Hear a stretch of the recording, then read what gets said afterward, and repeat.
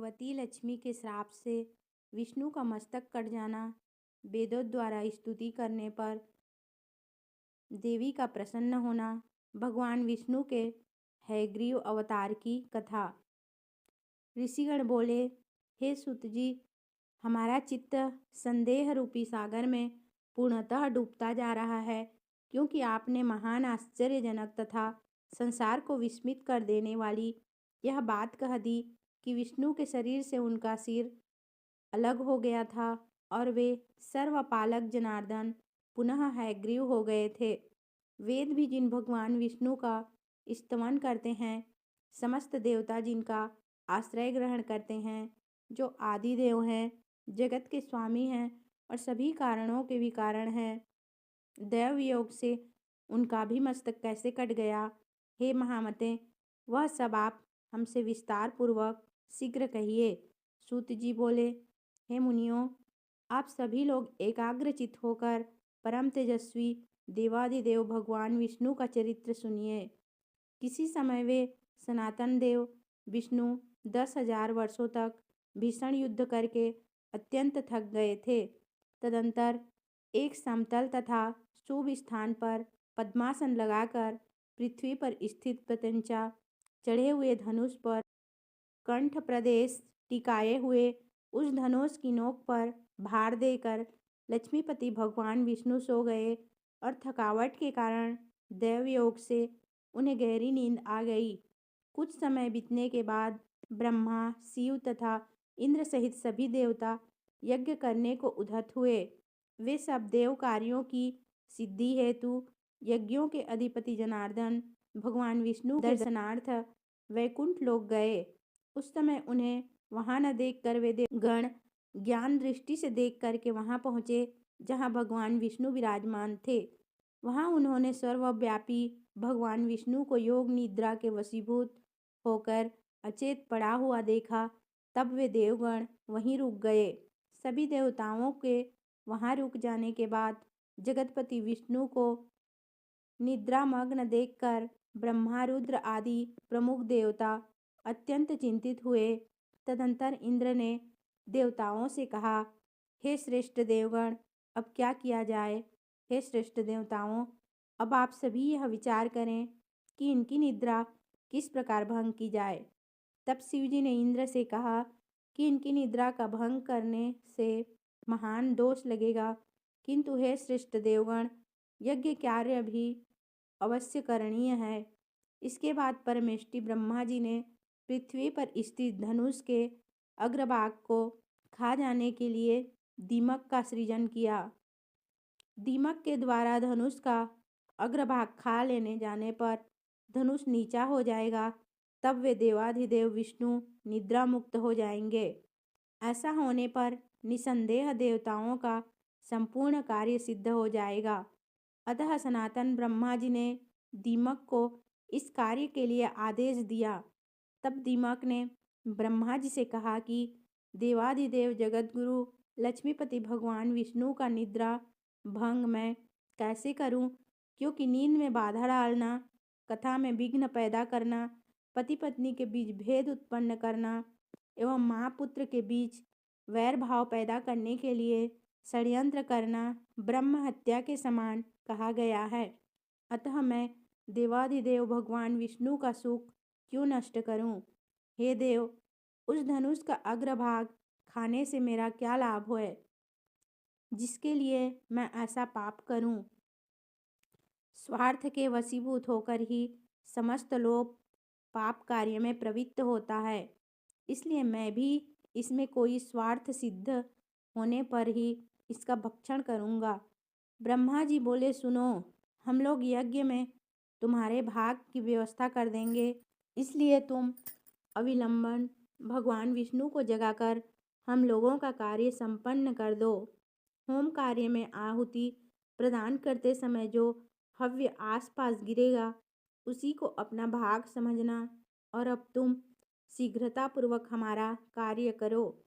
सूत जी बोले, हे ऋषियों, ब्रह्मा जी के इस प्रकार कहने के अनंतर दीमक ने धरातल पर स्थित धनुषाग्र को शीघ्र ही खा लिया, जिससे धनुष की डोरी मुक्त हो गई। प्रत्यंचा के खुल जाने पर धनुष का वह ऊपरी कोना मुक्त हो गया। इस प्रकार एक भीषण ध्वनि पैदा हुई, जिससे वहां सभी देवगण भयभीत हो गए। ब्रह्मांड क्षुब्ध हो उठा, पृथ्वी में कंपन होने लगा, सभी समुद्र उद्विग्न हो गए, जलचर जंतु व्याकुल हो उठे, प्रचंड हवाएं प्रवाहित होने लगी, पर्वत प्रकंपित हो उठे, किसी दारुण आपदा के सूचक उल्कापात आदि महान उपद्रव होने लगे। सूर्य तिरोहित हो गए तथा सभी दिशाएं अत्यंत भयावह हो गईं। यह सब देखकर देवता लोग चिंतित होकर सोचने लगे कि इस दुर्दिन में अब क्या होगा। हे तपस्वियों, वे देवतागण ऐसा ही सोच रहे थे कि किरीट कुंडल सहित देवाधिदेव भगवान विष्णु का सिर कटकर कहीं चला गया। कुछ समय पश्चात उस घोर अंधकार के शांत हो जाने पर ब्रह्मा और शंकर ने भगवान विष्णु का मस्तक विहीन विलक्षण शरीर देखा। भगवान विष्णु का सिर विहीन धड़ देखकर वे श्रेष्ठ देवता अत्यंत विस्मित हुए। चिंता सागर में निमग्न होकर शोकाकुल हो विलाप करने लगे। हे नाथ, हे प्रभो, यह कैसी विचित्र अलौकिक घटना हो गई। हे देवाधिदेव, हे सनातन, हम सभी देवताओं के लिए तो यह बात विनाशकारी है। यह किस देवता की माया है जिसके द्वारा आपके सिर का हरण कर लिया गया। आप तो सर्वदा अच्छेद्य, अभेद्य और आदाह हैं। हे विभो, इस प्रकार आपके चले जाने पर हम देवता तो मृत्यु को प्राप्त हो जाएंगे। हम लोगों के प्रति आपका कैसा स्नेह था, हम लोग स्वार्थ के कारण ही रुदन कर रहे हैं। संकट की यह स्थिति न तो दैत्यों ने, न यक्षों ने और न राक्षसों ने ही पैदा की है, अपितु हम देवताओं ने ही यह विघ्न उत्पन्न किया है। तथापि हे रमापते, इसमें किसका दोष समझा जाए। हम सभी देवता पराश्रित हैं। हम इस समय क्या करें और कहाँ जाएं। हे देवेश, हम मूढ़ बुद्धि वाले देवताओं के लिए अब कहीं भी कोई शरण नहीं है। यह कोई सात्विकी, राजसी अथवा तामसी माया भी नहीं है जिसके द्वारा आप मायापति जगतगुरु का सिर काटा गया है। तब शिव सहित समस्त देवताओं को करुण क्रंदन करते हुए देखकर वे श्रेष्ठ देवगुरु बृहस्पति ने उन्हें सांत्वना देते हुए कहा, हे महाभागों, अब इस प्रकार क्रंदन से क्या लाभ है। इस समय तो विवेक का आश्रय लेकर कोई उपाय करना चाहिए। हे देवेंद्र, भाग्य एवं पुरुषार्थ दोनों ही समान श्रेणी के हैं, फिर भी उपाय करना ही चाहिए और वह दैव योग से ही सफल होता है। इंद्र बोले, अनर्थकारी पुरुषार्थ को धिक्कार है। मैं तो देव को श्रेष्ठतर मानता हूँ, क्योंकि हम देवताओं के देखते देखते विष्णु का सिर कट गया। ब्रह्मा जी बोले, काल द्वारा जो भी शुभाशुभ कर्मों का फल निर्धारित है उसे अवश्य ही भोगना पड़ता है। भाग्य का अतिक्रमण कौन कर सकता है। प्रत्येक प्राणी काल क्रम के अनुसार सुख दुख भोगता ही है, इसमें कोई संदेह नहीं है। जिस प्रकार पूर्व काल में काल की प्रेरणा से शंकर जी ने मेरा मस्तक काट दिया था, उसी प्रकार श्राप के कारण शिव जी का लिंग कटकर गिर गया था और उसी प्रकार आज विष्णु का सिर लवण सागर में जा गिरा है। दैव योग से ही इंद्र को भी सहस्त्र भगों की प्राप्ति हुई, उन्हें दुख भोगना पड़ा। वे स्वर्ग से च्युत हो गए और मानसरोवर के कमल में रहने लगे। इस संसार में जब इन महाभाग देवताओं को भी दुख का भोग करने के लिए विवश होना पड़ता है, तो फिर दुख भोगने से भला कौन वंचित रह सकता है। अतएव आप लोग शोक का परित्याग कर दें और उन महामाया विद्या रूपी सनातनी ब्रह्म विद्या तथा जगत को धारण करने वाली देवी का ध्यान कीजिए, जिनके द्वारा यह चराचर संपूर्ण त्रिलोक व्याप्त है। वे निर्गुणा पराप्रकृति हम लोगों का समस्त कार्य सिद्ध कर देंगी। सूर्य जी बोले, जी ने कार्य की सिद्धि की कामना से अपने सम्मुख सशरीर विद्यमान वेदों को आदेश दिया। ब्रह्मा जी बोले, आप लोग समस्त कार्यों को सिद्ध करने वाली हिडाम्बा ब्रह्म विद्या, सनातनी तथा निगूढ़ तत्वों वाली महामाया का स्तवन कीजिए। उनका यह वचन सुनकर समस्त सुंदर अंग वाले वेद, जगत के आधार स्वरूप तथा ज्ञान गम्या उन महामाया की स्तुति करने लगी। वेदों ने कहा, हे देवी, हे महामाये, हे विश्वोत्पत्ति कारिणी, हे शिवे, हे निर्गुणे, हे सर्वभूतेशी, हे शिव कामार्थ प्रदायिनी माता, आपको नमस्कार है। आप सभी प्राणियों को आश्रय देने के लिए पृथ्वी स्वरूपा हैं तथा प्राणधारियों के लिए बुद्धि, श्रीकांति, क्षमा, शांति एवं स्मृति सब कुछ आप ही हैं। ओंकार में अर्धमात्रा में रूप में आप ही विराजमान हैं। आप गायत्री, भू भुवः स्वः आदि व्याहति, जया, विजया, धात्री, लज्जा, कीर्ति, स्पृहा एवं दया सभी कुछ हैं। हे अम्बे, आप तीनों लोकों के रचना तंत्र में दक्ष, करुणा रस से युक्त, सभी प्राणियों की माँ, विद्या, कल्याणी, सभी प्राणियों की हित साधिका, सर्वश्रेष्ठ, वाग बीज मंत्र में वास करने में निपुण तथा संसार का क्लेश दूर करने वाली हैं। आपकी हम स्तुति करते हैं। ब्रह्मा, शंकर, विष्णु, इंद्र, सरस्वती, अग्नि, सूर्य तथा सभी भुवनों के स्वामी आपके द्वारा ही निर्मित किए गए हैं, अतः उनकी अपनी कोई विशेषता नहीं है। आप ही सभी चराचर जगत की माता हैं। हे जननी, जब आप जगत की रचना की कामना करती हैं, तब आप सर्वप्रथम ब्रह्मा, विष्णु, महेश इन प्रमुख देवों का सृजन करती हैं। उन्हीं के माध्यम से एकमात्र आप ही जगत का सृजन, पालन एवं संहार कार्य पूर्ण कराती हैं। हे देवी, आप में संसार का लेश मात्र भी नहीं रहता। हे देवी, संपूर्ण संसार में ऐसा कोई भी निपुण प्राणी नहीं है आपके रूप को जान सके, और न तो ऐसा कोई योग्य मनुष्य है जो आपके नामों की संख्या की गणना करने में समर्थ हो। जो थोड़े से जल का संतरण करने में असमर्थ हो, वह बुद्धि संपन्न मनुष्य भला महासागर को पार करने में कुशल कैसे होगा। हे भगवती, आपके अंतहीन वैभव को जान सकने में देवताओं में कोई भी समर्थ नहीं है।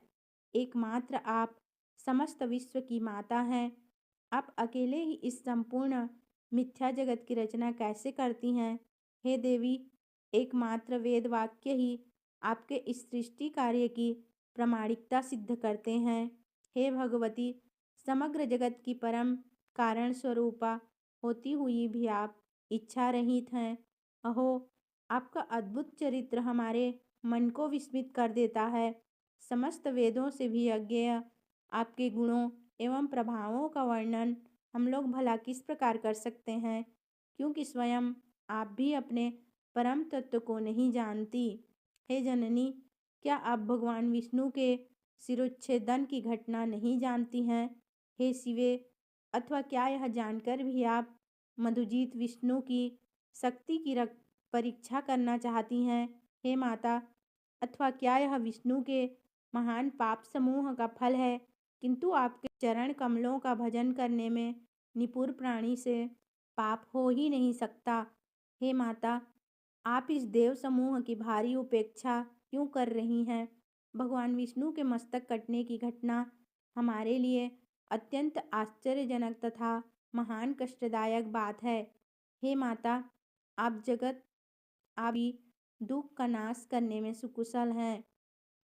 अब हम यह नहीं जान पा रहे हैं कि विष्णु के सिर संयोजन में विलंब क्यों हो रहा है। हे देवी, सभी देवताओं के देवत्व अभिमान रूपी दोष को अपने मन में समझकर आपने ही ऐसा किया है, अथवा देवजन्य दुष्कृत को विष्णु में स्थापित किया है, अथवा विष्णु को संग्राम विजय करने का अहंकार हो गया था, जिसे अति शीघ्र दूर करने के लिए आपने यह लीला रची है। हे माता, हम आपके मनोभाव को समझने में पूर्णतया असमर्थ हैं। हे भगवती, अथवा युद्ध में पराभूत किए गए दैत्यों ने किसी मनोहर तीर्थ में घोर तपस्या करके आपसे वरदान प्राप्त कर लिया है, जो विष्णु के सिर कटने का कारण बना है। हे भवानी, अथवा विष्णु को सिर विहीन रूप में देखने के लिए आप इस समय कोई विनोद कर रही हैं। हे आद्य, आप सिंधु सुता लक्ष्मी पर किसी कारण से आक्रोशित तो नहीं हैं। आप उन्हें स्वामी विहीन किस लिए देखना चाह रही हैं? आप अपने ही अंश से प्रादुर्भूत लक्ष्मी का अपराध क्षमा करें और भगवान विष्णु को जीवन दान देकर रमा को प्रसन्न कर दें। जगत के समस्त कार्यों को संपादित करने में प्रमुख भूमिका वाले अतिशय प्रभावशाली ये देवता आपको निरंतर नमस्कार करते हैं। हे देवी, सर्वलोकाधिपति विष्णु को जीवित करके आप देवताओं को शोक सागर से पार कीजिए। हे अम्बे, भगवान विष्णु का सिर छिन्न होकर कहाँ चला गया यह हम नहीं जानते और इस समय इन्हें जीवित करने के लिए अन्य कोई युक्ति भी नहीं सूझ रही है। हे देवी, मृत प्राणी को जीवित करने में जिस प्रकार अमृत समर्थ है, उसी प्रकार समग्र संसार की आप जीवन दात्री हैं। सूत जी बोले, हे मुनियों, इस प्रकार सामगान निपुण सांग वेदों द्वारा स्तुति किए जाने से गुणातीत महेश्वरी परात्परा महामाया भगवती प्रसन्न हो गई। उसी समय देवताओं को सुख प्रदान करने वाले शब्दों से युक्त और भक्तजनों को आनंदित करने वाली आकाश स्थित अश्रीणी शुभवाणी ने उनसे कहा, हे देवताओं, आप लोग किसी प्रकार की चिंता न करें और स्वस्थ चित्त रहें। हे अमरगण, इन वेदों के भावपूर्ण स्तवन से मैं परम प्रसन्न हो गई हूँ। इसमें लेशमात्र भी संदेह नहीं है। मनुष्य लोक में जो प्राणी इस स्तुति से मेरी आराधना करेगा अथवा भक्तिपूर्वक इसका पाठ करेगा, उसकी समस्त कामनाएं पूर्ण हो जाएंगी। जो मनुष्य त्रिकाल मेरी स्तुति को नित्य भक्तिपूर्वक सुनेगा, वह भी सभी दुखों से विमुक्त होकर परम सुखी हो जाएगा। वेदों द्वारा उच्चारित किए जाने के कारण यह स्तुति वेदों के समान ही है। देवों, अब आप विष्णु के शिरोच्छेदन का कारण सुनिए, क्योंकि इस लोक में बिना कारण कोई कार्य कैसे हो सकता है। एक बार अपने समीप बैठी हुई अपनी प्रियतमा सागर पुत्री लक्ष्मी का चिंताकर्षक मुख देखकर भगवान विष्णु हंस पड़े। उन्होंने सोचा कि भगवान विष्णु मुझे देखकर क्यों हंस पड़े। मेरे मुख में विष्णु जी द्वारा दोष देखे जाने आखिर क्या कारण हो सकता है, और फिर बिना किसी कारण के उनका हंसना संभव नहीं हो सकता। मुझे तो ऐसा प्रतीत होता है कि उन्होंने किसी अन्य सुंदर स्त्री को मेरी सौत बना लिया है। इसी विचार मंथन के परिणाम स्वरूप लक्ष्मी जी कोपविष्ट हो गई और तब उनके शरीर से तमोगुण संपन्न तामसी शक्ति व्याप्त हो गई। तदंतर किसी दैवयोग के प्रभाव से देवताओं के कार्य साधन के उद्देश्य से ही उनके शरीर में अत्यंत उग्र तामसी शक्ति प्रविष्ट हुई। तब लक्ष्मी जी के शरीर में तामसी शक्ति का समावेश हो जाने के कारण वे अत्यंत क्रोधित हो उठी और उन्होंने मंद स्वर में कहा, तुम्हारा यह सिर कटकर गिर जाए। स्त्री स्वभाव के कारण भावीवश तथा संयोग से बिना सोचे समझे ही लक्ष्मी जी ने अपने ही सुख को विनष्ट करने वाला श्राप दे दिया। सौत के व्यवहार आदि से उत्पन्न होने वाला दुख वैधव्य से भी बढ़कर होता है। मन में ऐसा सोचकर तथा शरीर पर तामसी शक्ति का प्रभाव रहने के कारण उन्होंने ऐसा कह दिया था। मिथ्याचरण, साहस, माया, मूर्खता, अतिलोभ, अपवित्रता तथा दयाहीनता ये स्त्रियों के स्वाभाविक दोष हैं। अब मैं उन वासुदेव को पूर्व की भांति सिरयुक्त कर देती हूँ। इनका सिर पूर्व शाप के कारण लवण सागर में डूब गया है। हे श्रेष्ठ देवताओं, इस घटना के होने में एक अन्य भी कारण है। हम लोगों का महान कार्य अवश्य सिद्ध होगा, इसमें कोई संदेह नहीं है। प्राचीन काल में महाबाहु एवं अति प्रसिद्ध हैग्रीव नाम वाला एक दानव था, जो सरस्वती नदी के तट पर बहुत कठोर तपस्या करने लगा। वह दैत्य आहार त्याग कर, समस्त इंद्रियों को वश में करके तथा सभी प्रकार के भोग ऐश्वर्य से दूर रहते हुए मेरे माया बीजात्मक एकाक्षर मंत्र हीम का जप करता रहा। इस प्रकार समस्त आभूषणों से विभूषित मेरी तामसी शक्ति का सतत ध्यान करता हुआ वह 1000 वर्षों तक कठोर तप करता रहा। उस समय उस दैत्य ने जिस रूप में मेरा ध्यान किया था, उसी तामस रूप में उसे दर्शन देने हेतु उसके समक्ष मैं प्रकट हुई। उस समय सिंह पर आरूढ़ हुई मैंने दयापूर्वक उससे कहा, हे महाभाग, तुम वरदान मांगो। हे सुव्रत, मैं तुम्हें यथेष्ट वरदान दूंगी। वह दानव देवी का यह वचन सुनकर प्रेम विह्वल हो उठा और उसने तत्काल प्रणाम और प्रदक्षिणा की। मेरा रूप देखते ही प्रेम भावना के कारण प्रफुल्लित नेत्रों वाला तथा हर्ष तिरेक के कारण अश्रुपूरित नयनों वाला वह दानव मेरी स्तुति करने लगा। हैग्रीव बोला, हे महामाये, हे जगत का सृजन पालन संहार करने वाली, हे भक्तों पर कृपा करने में निपुण, हे सकल कामना प्रदायिनी, हे मोक्षदायिनी, हे शिवे, आप देवी को नमस्कार है। पृथ्वी जल तेज वायु एवं आकाश, इन 5 महाभूतों का कारण आप ही हैं तथा गंध रस रूप स्पर्श एवं शब्द, इन तत्वों का कारण भी आप ही हैं। हे महेश्वरी, नासिका जिह्वा नेत्र त्वचा कान, ये ज्ञानेंद्रिय तथा हाथ पैर वाक लिंग गुदा, ये कर्मेंद्रियां आपसे ही उत्पन्न है। देवी बोली, तुम्हारा क्या अभिष्ट है? जो कुछ भी तुम्हारा अभिलाषित वर हो मांग लो, मैं उसे अवश्य पूर्ण करूंगी, क्योंकि मैं तुम्हारी अनन्य भक्ति तथा अद्भुत तपस्या से अतिशय प्रसन्न हूँ। हैग्रीव बोला, हे माता, आप मुझे वैसा वरदान दें जिससे मेरी मृत्यु कभी न हो और देव दानवों द्वारा अपराजेय रहता हुआ मैं सदा के लिए अमर योगी हो जाऊं।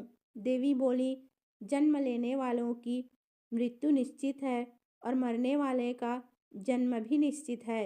लोक में स्थापित इस प्रकार की मर्यादा का उल्लंघन कैसे संभव है? अतएव हे दानव श्रेष्ठ, मृत्यु को अवश्यम भावी जानकर अपने मन में सम्यक विचार करके तुम अन्य यथेच्छ वर मांग लो। हैग्रीव बोला, हे जगदम्बे, मेरी मृत्यु हैग्रीव से ही हो, किसी अन्य से नहीं। मेरी इसी मनोवांछित कामना को आप पूर्ण करें। देवी बोली, हे महाभाग, अपने घर जाकर अब तुम सुखपूर्वक राज्य करो। हैग्रीव के अतिरिक्त अन्य किसी से भी तुम्हारी कदापि मृत्यु नहीं होगी। उस दैत्य को यह वरदान देकर मैं अंतर्ध्यान हो गई और वह भी परम प्रसन्न होकर अपने घर लौट गया। वह दुष्ट आत्मा इस समय मुनिजनों तथा वेदों को हर प्रकार से पीड़ित कर रहा है और तीनों लोकों में कोई भी ऐसा नहीं है जो उसका संहार कर सके। अतः त्वष्टा इस अश्व का मनोहर सिर अलग करके उसे इन सिर विहीन विष्णु के धड़ पर संयोजित कर देंगे। तत्पश्चात देवताओं के कल्याणार्थ भगवान हैग्रीव उस पापात्मा अत्यंत क्रूर तथा दानवी स्वभाव वाले महाअसुर हैग्रीव का संहार करेंगे। सूत जी बोले, देवताओं से इस प्रकार कहकर भगवती शांत हो गई और इसके बाद देवगण परम संतुष्ट होकर देवशिल्पी विश्वकर्मा से बोले। देवताओं ने कहा, अब विष्णु के धड़ पर घोड़े का सिर जोड़कर देवताओं का कार्य कीजिए। वे भगवान हैग्रीव ही दानव श्रेष्ठ दैत्य का वध करेंगे। सूत जी बोले, देवताओं का यह वचन सुनकर विश्वकर्मा ने अति शीघ्रतापूर्वक अपने खड्ग से देवताओं के सामने ही घोड़े का सिर काटा। तत्पश्चात उन्होंने घोड़े का वह सिर अविलंब विष्णु भगवान के शरीर में संयोजित कर दिया और इस प्रकार महामाया भगवती की कृपा से भगवान विष्णु हयग्रीव हो गए। कुछ समय बाद उन भगवान हयग्रीव ने अहंकार के मद में चूर उस देव शत्रु दानव का युद्ध भूमि में अपने तेज से वध कर दिया। इस संसार में जो प्राणी इस पवित्र कथा का श्रवण करते हैं वे समस्त पापों से मुक्त हो जाते हैं, इसमें लेस मात्र भी संदेह नहीं है। महामाया भगवती का चरित्र अति पावन है तथा पापों का नाश कर देता है। इस चरित्र का पाठ तथा श्रवण करने वाले प्राणियों को सभी प्रकार की संपदाएं अनायास ही प्राप्त हो जाती है।